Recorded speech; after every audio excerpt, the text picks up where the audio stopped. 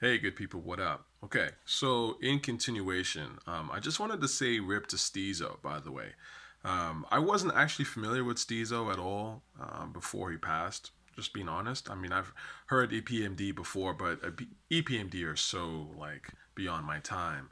When I started listening to rap, the first time I actually heard EPMD was in 97, 97, 98, because they had The Joint 97, yeah. I mean, it had come out like maybe a year prior or something like that, but I loved that record and I still do. But that was actually one of my first sort of like wow, I love this freaking rap record type of thing and this genre is for me type of songs. So I knew of EPMD and I had no idea they'd even broken up and gotten back together. So that's what's kind of crazy to me. They were just this new act. Um, and they had the joint, and they also had that joint Symphony 2000, which I thought was fire. And I used to play the shit out of that song. I love that record. So my point is that them and Stezo and that connection, like, just did not know about. So I was not familiar with the guy at all. And I have to say, RIP, man. I went and checked him out. Ironically, I was reading some stuff about Paul C, who was a sort of underground producer who was bubbling, but unfortunately got murdered. And I'd heard of Paul C for years, um, sort of in like hip hop circles and whatever, in articles. But there's actually a really good article, which I'm going to link below from Medium, which goes into Paul C. And Paul C was apparently an up and coming producer, white guy, who was really talented. It really gave you sort of that, almost that real sort of hip hop energy, right? And was doing some really cool and interesting shit. And was sort of more of an engineer, but did some producing as well. And unfortunately was murdered before he really got a chance to excel. And apparently was the guy that really sort of mentored like Large Professor on some level and when really sort of contributed quite a bit to this hip hop shit. Like that whole Get the Drummer Some shit, that's my joint from Ultramagnetic. That's actually one of my favorite Ultramagnetic joints. So to find out that he produced it or was at least involved in this was really interesting to me. But my point is why I mention this is literally like a couple of days ago, I was reading this long article about Paul C. And it was this guy who was investigating Paul C. And I was like, oh, I'm going to get back to this. I'd started reading it. It was really fascinating. And then I hear about Stezo, and it was like, oh, okay, who's this guy Stezo? I've never heard of him.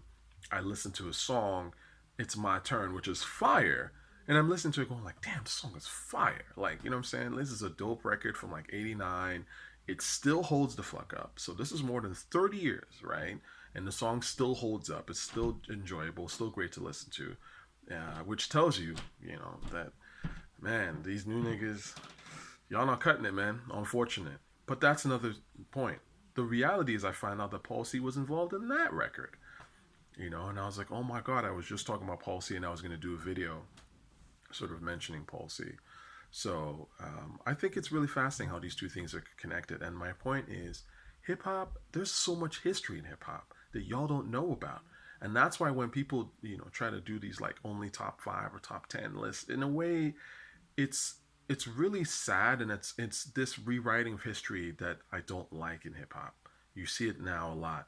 You see people just trying to rewrite it to sell records and shit, and it's kind of pathetic because there's so much stuff that you don't know, I don't know, and there's a lot of history, a lot of people that have contributed.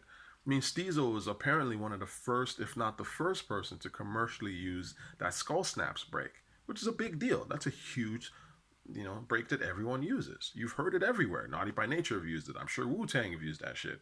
So Stezo had his thing, and he made beats, and that one song, "It's My Turn," was dope as fuck. And you listen to it now, and it still rocks. So there's people that have contributed in little ways. Yeah, you don't know about Stezo. Yeah, he's not on a top 10 list, but that doesn't mean that he wasn't dope. I'll take It's My Turn over anything Kendrick Lamar has ever made, or Griselda, any of these, new niggas. And that's the point. Like, people have contributed to this rap shit. You can't just say, oh, if you only listen to Nas, J, Rakim, and Eminem, and it's over.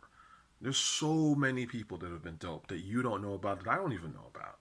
And that's the point. That's why I can't really buy into, label hype and all this dumb shit. You know what I'm saying? Anyway, check them out. I'm gonna link some stuff below, and I hope you enjoy it. I love the record. It's My Turn. That's my shit. Anything with Atomic Dog, I'm a big fan of. Anyways, I've always loved that beat. one.